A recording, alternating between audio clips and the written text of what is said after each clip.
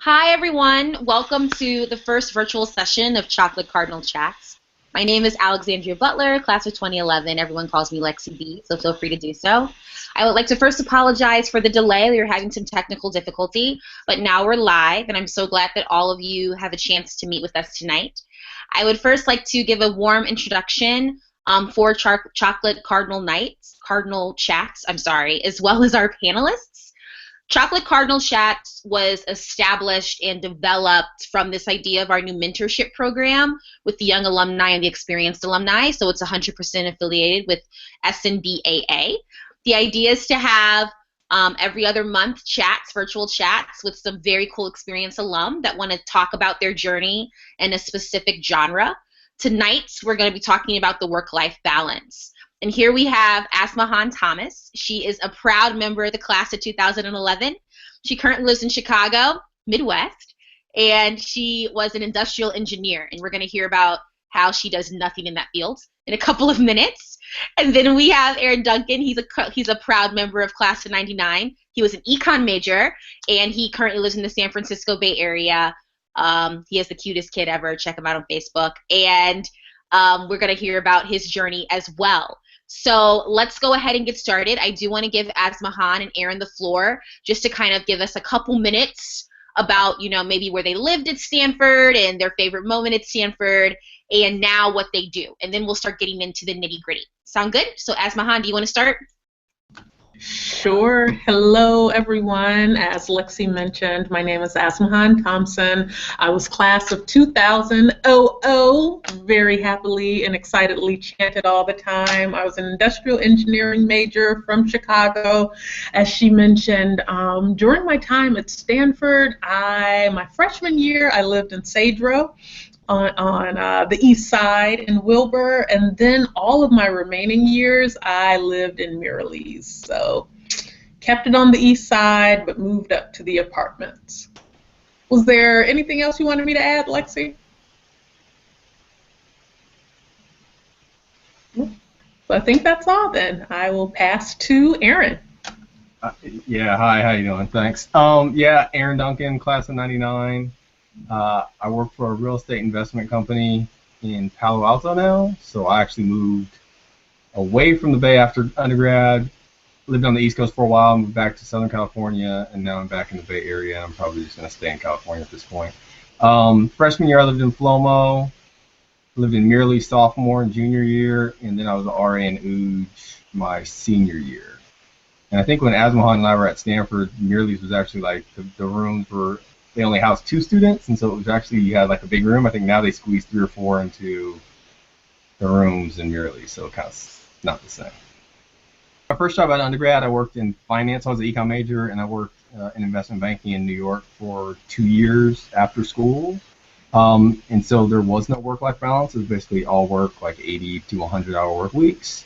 I would say, just in general, no specific questions.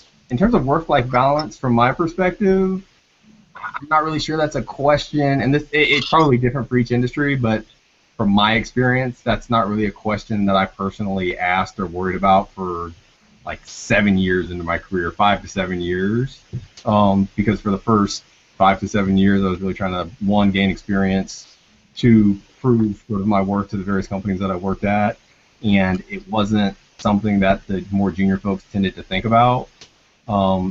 I graduated in 99, so I have, 13 years of work experience if you back out graduate school. And now I have a wife and 2 kids, and so work-life balance, over the past 5 years has been something that I focused on. But I would say for the more junior people, depending on what industry you're going in maybe, you're going to have to work pretty hard for the first few years. And I know at my company there are some junior folks that try to balance their outside of work schedule, and it doesn't always work out very well, and I think they may get frustrated because of that. But that's because I think they're expecting to have work-life balance, and that's not always the case. So Asmahan, what do you think? Is it possible to have a work-life balance in the first 5-6 years of your career? Yeah, that's a great question. So I think so, and I think as Aaron articulated, I'm not sure if I necessarily thought of it as work-life balance or just life balance or what, but I definitely wanted to join the conversation today because I think it's so critical for everyone, and especially as young alumni, this is a perfect time and the perfect opportunity for you to really start thinking about this. When I think of my career, when I first left Stanford, even though I was an engineering major, I went a completely different or a slightly different route. I went into education, and it was a company called SCORE that existed at the time. They're an educational supplemental learning center similar to the Sylvans and the Huntingtons of the world. And just as I was graduating college, they were recruiting people straight out of college to go to some of their centers around the country, and you were going to be one of two directors that had full profit and loss responsibility for an educational center. So you were responsible for all of the operations, the marketing, the sales, tutoring the students, etc. So you got this awesome business experience straight out of college, and I thought it was great. From Stanford, I moved to DC and really looked forward to it. Once I actually got into the job and to the role, it took a lot of hours. So unlike investment banking or some of the more glamorous fields, this was cool experience, but it was education. So we made very, very little money, but our hours could be relatively comparable to people who are working in consulting or iBanking and other realms. So my day on average, I started at like 8 in the morning and wouldn't get home sometimes or even off of work until 8 or 9. So working 12, 13-hour days. And we had a staggered schedule. So one of the directors would work the regular Monday through Friday schedule. The other would work Tuesday through Saturday, and the other, I think, whoever was the most junior, worked whatever through Sunday. So when I first started, I had the Tuesday through Saturday schedule, worked about 12 plus hours a day. But even still, I very much, and maybe it was because I moved to DC right after college and it was such a fun town to be in, but even with the long days throughout the week, things that I was interested in, it was a new city, I found ways to ensure that I kept that balance for myself, even if it meant on like Friday, this might be embarrassing, but I would bring like my change of clothes to work. So as soon as my day was done, I like went, changed, as long as no families or parents were still around, called my friends, hey, where are we meeting up tonight? And then I would be out, even though I had to be back at work at like 8 o'clock in the morning. So even if I didn't think of it as specifically as work-life balance, I definitely found ways to balance the things that I wanted to do, even with the long days early, right out of college. So, and this is a question for both of you, when did you both kind of have that moment in your career where you said to yourself, okay, maybe working these 13-hour days is a little intense, and maybe I should start thinking about having more of a balance? And that may not mean, coming home to work 8 hours a day, but starting to develop ideas and plans of action just to have more of a social life or personal life or downtime. When did that light bulb click? You want to take that one first? Sure. Or if I can, either one. Yeah, go for it. Okay. Sure. So for me, like I said, there wasn't ever a hard, like I don't have any type of kind of that balance on the life side. But honestly, it was, after I had left SCORE, luckily within that career path, after about my third year, I was able to get more of a balance in terms of the hours and not have to devote so much time. But I moved into a new position with a new company. Thankfully, didn't take as many hours a day, but it still could be pretty intensive. And honestly, it was right before my 30th birthday. So I always, even with all of the long work schedules, international travel was something that was near and dear to my heart. Went on trips with friends from Stanford and friends from other places at least once a year. We'd do an international trip. So I had all of these like SD cards and thumb drives that were filled with my pictures from every trip. But literally, I would like I had 24 days of vacation. I would take a 2-week trip at the beginning of the year and a 2-week trip at the end of the year. And some days, as soon as literally I like landed from my international flight, ran home, showered, put on my business clothes, and then had to go to like a client meeting. And one day I was like, man, this is cool and all, but maybe I'm not sure what I want to do in my current company. Do I want another job? Do I want to move to another position? And then it just hit me. I said, no, I don't want any of that. I think I just want a break. We all go so hard for so long. I had engineering internships starting my junior year of high school, and every single summer since then I was doing engineering internships. And then straight from college, went right to work and never took any significant time for myself outside of kind of those 2 weeks that I'd squeeze in vacations. And so one day I just said, you know what? All those little things in life, like get these pictures off of my SD cards, or things you want to do around the house that you try to squeeze in into your day and a half, because I don't really count all of Sunday as a full day off because you start regretting Monday midway through. And I was like, you know what, I'm going to take some time for myself. So I thought I was going to take 6 months off. I had done really well at my company, left on a good note, but tendered my resignation, gave them about 5 months notice, so they didn't think I was just leaving at the last minute, and had recently moved back to Chicago and thought I was going to take 6 months off to scrapbook and get rid of all those pictures that I had accrued over the years, and I ended up taking 3 years. I traveled the world, I took dance classes, I had an absolute ball, and I now encourage everyone, even if it's just a month, to take that time for yourself. So for me, that was my 30th birthday present to myself, and it was just really because, no, I wasn't trying to run into another position or another job. That wasn't it. It was just that I want time for myself to actually do the things that you want to do sometimes. So that was kind of the deciding factor for me. So we're going to come back to that, because I do want to talk about how do you finance something as amazing and insane as that. So we're gonna come back. Okay. But Aaron, what about you? When did the light bulb go off and say, hey, I need to figure this out?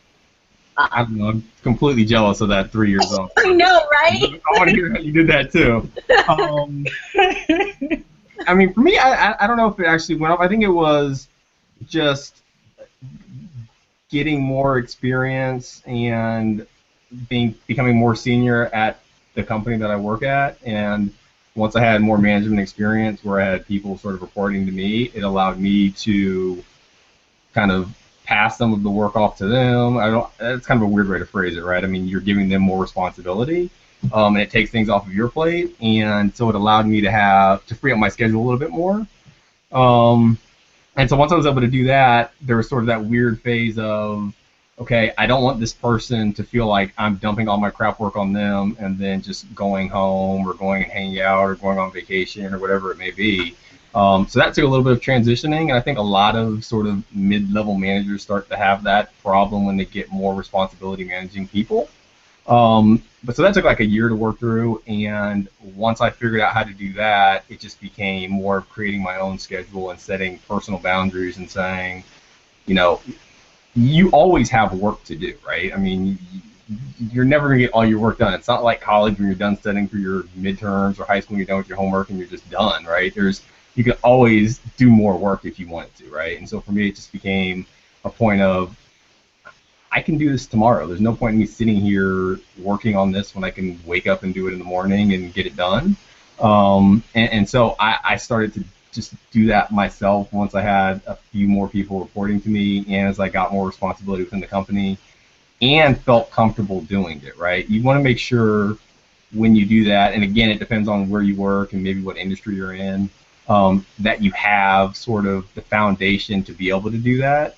Because a lot of people might do it too early, and other folks within the organization say, well, why is John or whoever leaving early or taking more vacations than he or she should, or not putting in the same amount of effort as everyone else on the team is.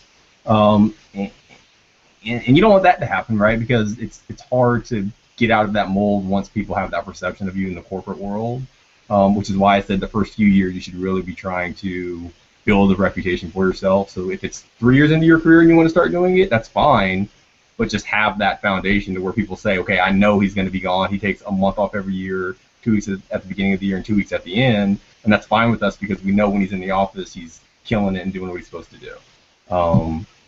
That's how I've approached it, and like I said, it's different for everybody. But I've noticed it. Like I said, I've worked at, this is my 4th company since graduating from college, and they've all been relatively corporate jobs.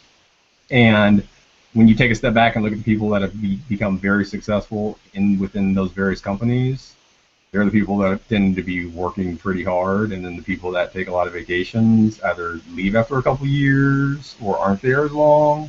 So that's just the how I've operated. I mean, one of the things that I learned, and I'm going to stop talking because I'm talking too much, is right out of college, I was in a program called SEO, where it was sort of an internship program for kids that wanted to get into finance or consulting. I think now it's corporate law and some other things.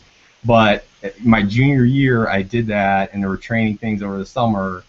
And one of the things that some senior guy came and spoke to us said was, you never want to be leaving, and it's not about FaceTime, but you never want to be leaving before the senior guy that you're working with, or girl that you're working with. You don't want to be that person, because once or twice it might not be a big deal, but if it becomes a habit, then the senior person's like, well, I've been working here for 20 years, and I'm still here grinding it out, and this person is leaving at 6 o'clock. It just doesn't really work, right? And you look at Michael Jordan, you look at Kobe Bryant, you look at professional athletes, you look at anybody that's successful in their career, and they take it an extra mile, right? And so that's how I've tried to approach it. And that works for me. It might not work for other people, but that's the way that I do it.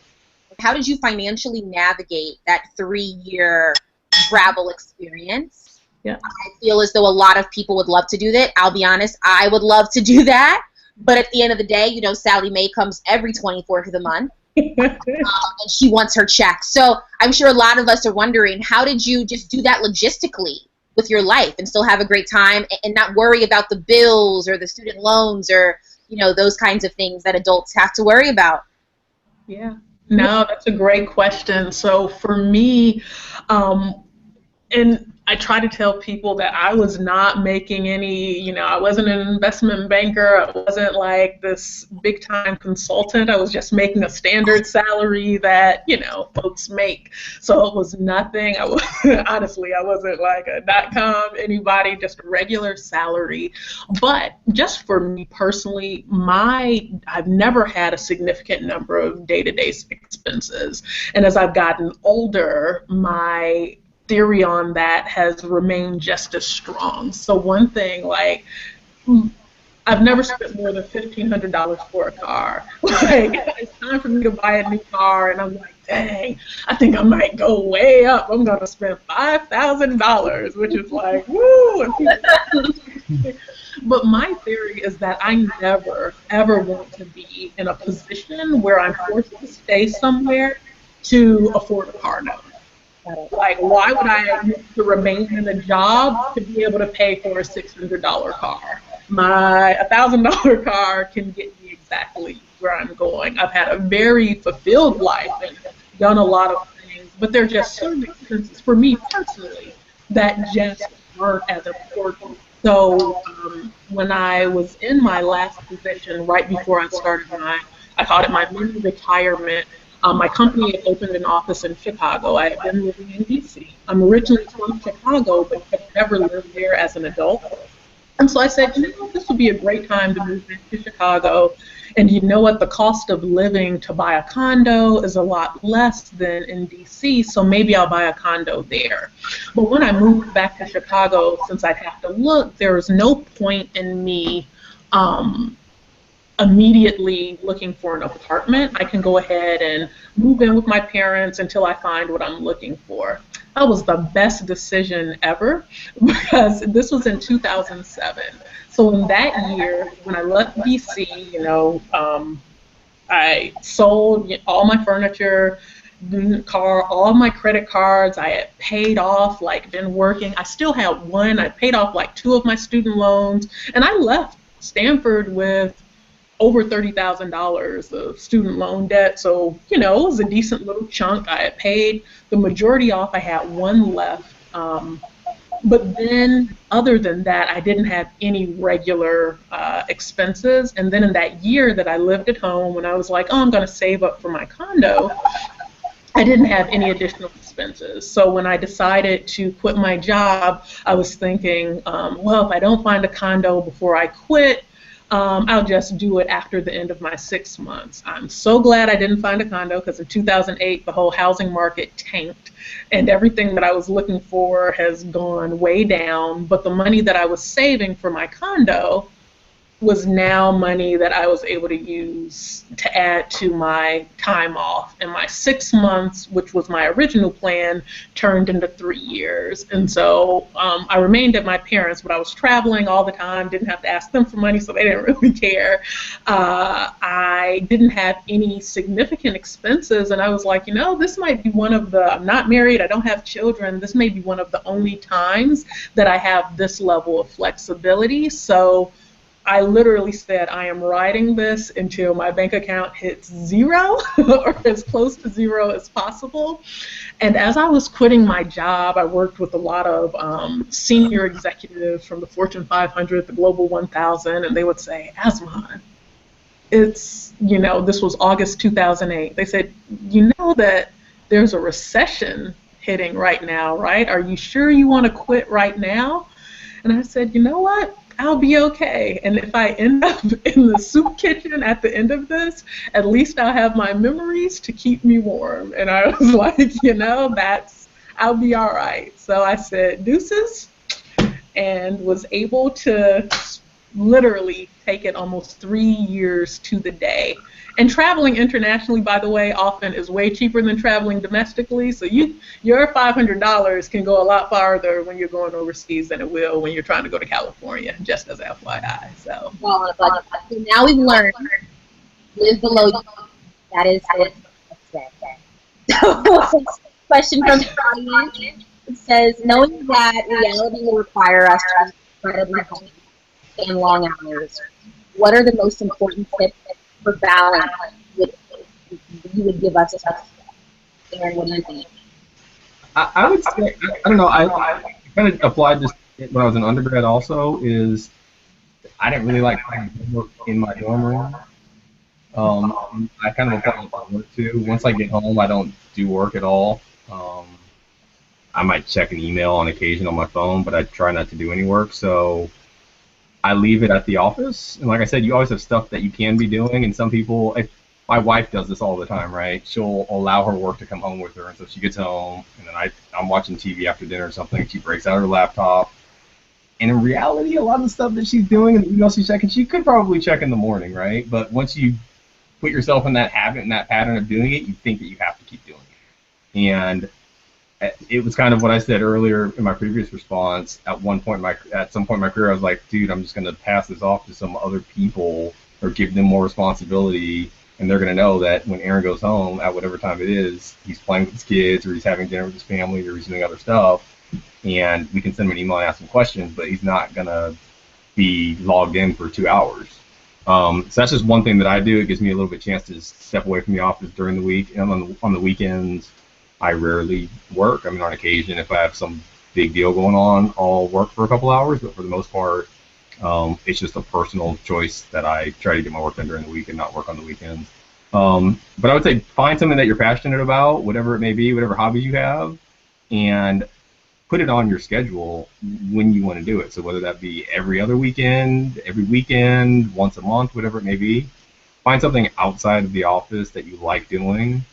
Or it could just be going to the gym every day before work or after work, whatever it is, but do something non-work related for sure. Otherwise, you're going to drive yourself crazy and you'll be working all the time.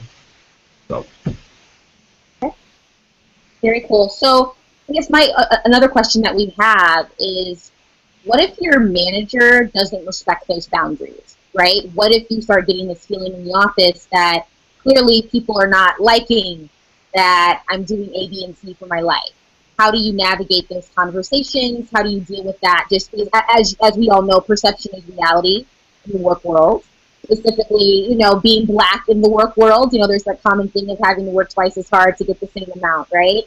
So do you have any good tips or tricks when you start feeling like, oh, I've made these boundaries, but clearly they are not being respected, or there's a negative perception about them? How do you change that? Sure. I can take a stab at that one.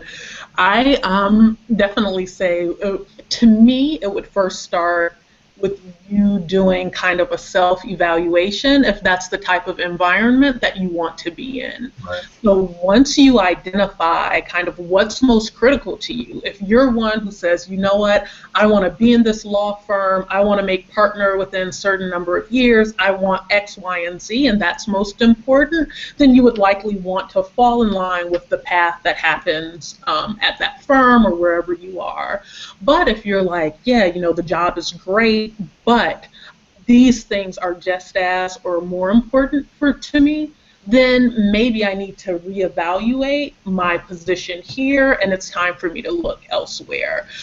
Just as a general theory for me, my theory, I've never been one who said, you know what, I want to be the first CEO of XYZ company, or I want to go up this path. I've always done well and been successful in the positions that I've held, but my overarching theory on life is that my job provides me the means to do what I want outside of work. So it just provides the means.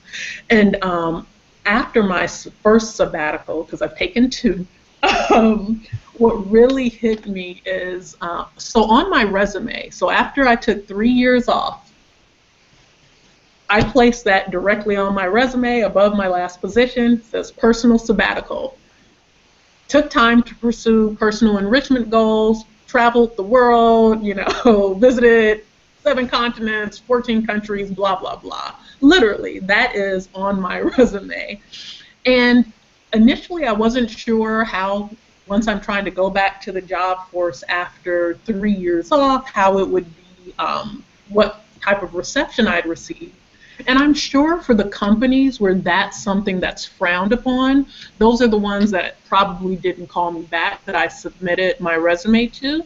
But the companies who thought it was interesting, those are the ones who called me back. We had conversations that usually came up very first thing. One, I was interviewing with a VP of a consulting firm, and he was like, first question, before we start anything, how did you manage what the rest of us have been trying for years? And after we talked, turned out that his father did something similar when he was like 2 years old, quit his job, took the whole family on this 1 year, they went all over the US, and his father ended up writing a book called Everyone Should Quit at Least Once in Their Life. So just know, again, for me, I think companies that weren't scared to see that I put a personal sabbatical, like took dance classes, traveled the world, and still called me back, more than likely are companies that would have the type of balance that I would hope to achieve. And so that's what I would say. It would be, if you find that with the manager or with the company, just evaluate if that's the environment you want to be in and what path you're trying to take. And if not, maybe you should look for something else. Or if it is, then, you kind of have to go along that path.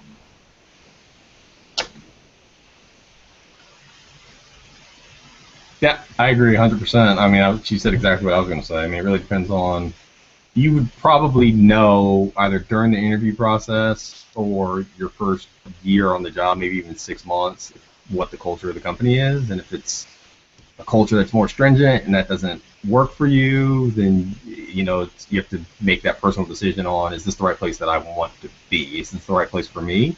And if not, there's nothing wrong with that. Look for another job. Or, I mean, if you stay, you're probably going to be miserable, which is something that I realized working. I hated investment banking, hated it. But I stayed because it was a 2-year program. and I didn't want to quit. And so I was like, I'm just going to stick it out. But I hated it, right? Because it wasn't me, right? I don't have a problem working hard, but I don't want to work. I mean, that was stupid work. And so I just personally did not like it, and I didn't like the culture, and I didn't love the people that I worked with. And as soon as my program was up, I was out and didn't look back. So to Asmahan's point, I mean, when you're interviewing, and if I've interviewed places where I can tell right away I would never want to work at this place, right? The people that you're interviewing with, they rub you the wrong way, or the things that they say just doesn't feel right. So one thing, I don't know if any of you are still in undergrad or if this is all young alumni, but go into the interview obviously respectfully and understand that you're being interviewed, but at the same time, it's your opportunity to interview and understand more about the company and its culture and sort of people that you'd be working with, because that, the work-life balance is a big portion of that, and the people determine that, right? The company that I'm at now, I love it because a lot of people are relatively young, a lot of people have kids, the senior management is very receptive to people taking as much time off. We don't have sort of an employment manual that says when you have a baby you can take 2 weeks off or a month off. It's however long you want to take. So some people take 4 months, some people take 2 weeks, some people take 6 months, right? Or if you want to take a personal day, and I think we only get 15 vacation days a year, but if somebody's going to Europe and they're going to be gone for 25 days or 20 days or whatever the number is, no one says anything, because that's just the culture of the company. It really depends on the culture of where you're at.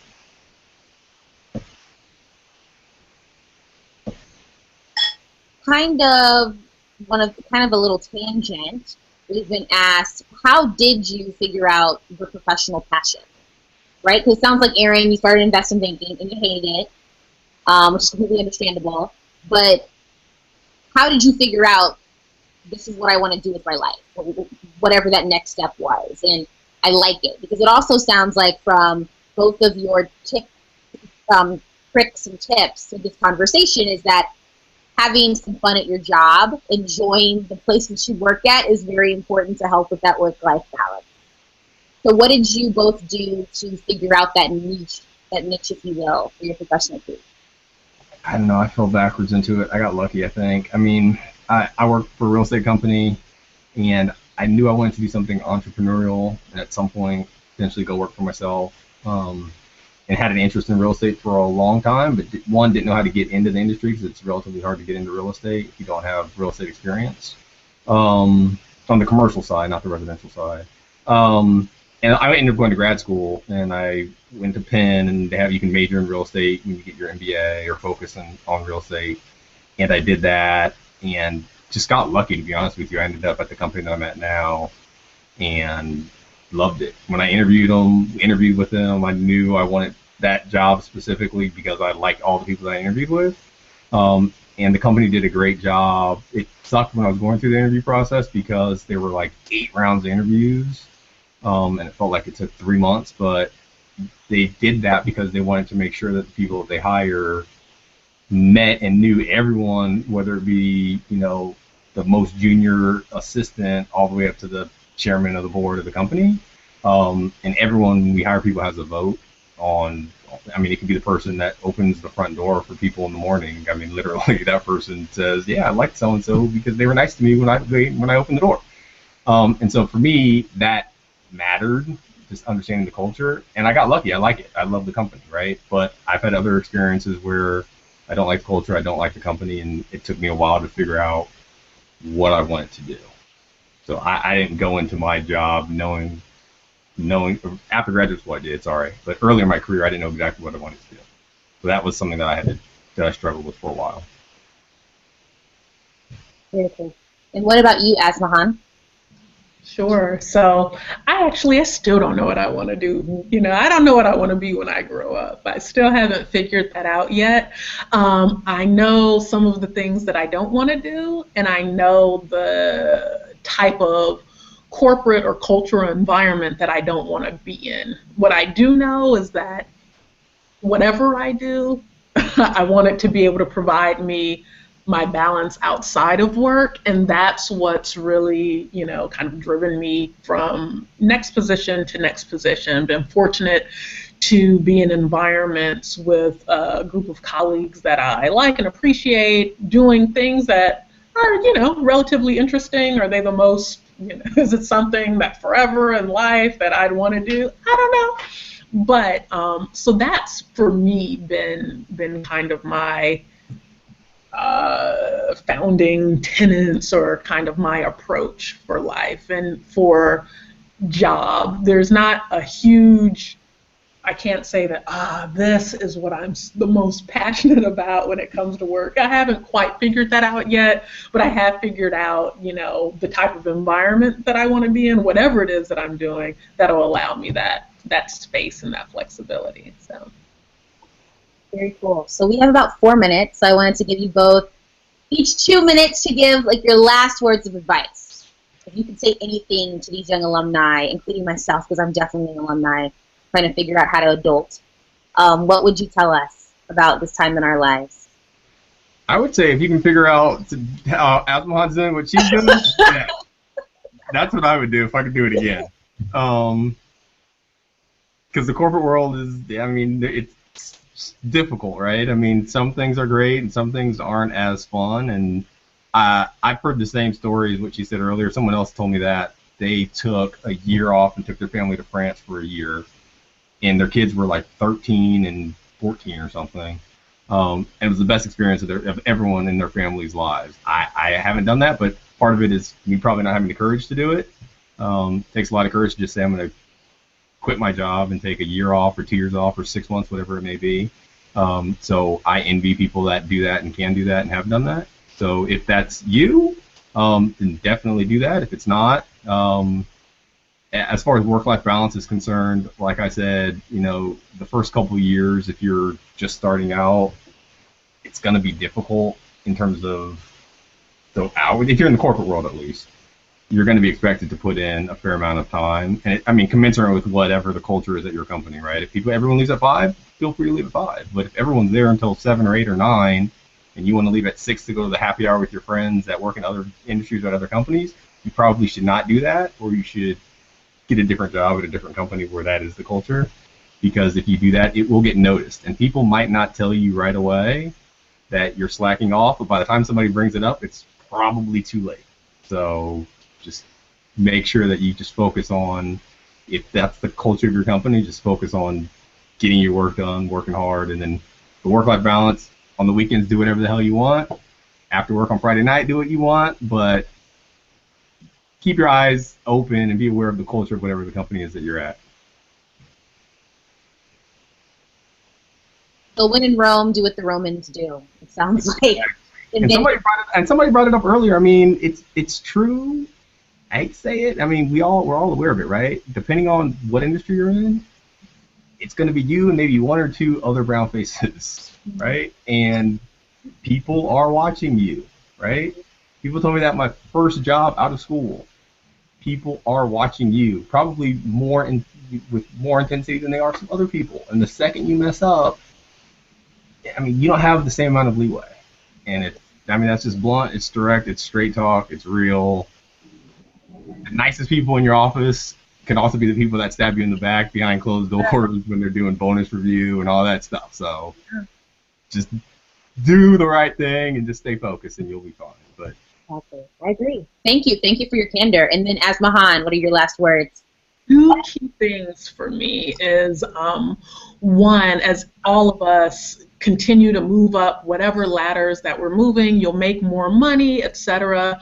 But your bills don't have to increase with your salary that significantly, okay? And I think that's an issue for too many. It's like, oh, well, now that I can afford the brand new Audi souped up in every direction, I'm gonna get it, but it doesn't have to be that way. You can still live very comfortably. Just decide what's most important to you, and that can help determine. Like for me, I wanna put away like 40 to 50% of my paycheck every paycheck, and then I can go and quit. So just, find that balance for yourself and just remember that, because I think it's so important, and a lot of people dig themselves in the holes by increasing their bills every time their salary increases. And the second thing is be confident in your skills, be confident in what you do. In the last 7 years, I've taken 5 years off.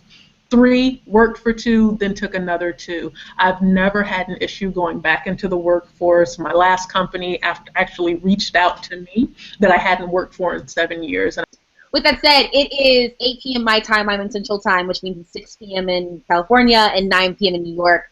Asmahan and Aaron, I wanted to say thank you so much for doing this. This is our first one. We're going to have many more. This was phenomenal. I've personally learned so much, and I know that all the participants learned from Aaron, you and Asmahan both. Your words are inspiring. I love the candor. Thank you so much, and have a wonderful night, okay?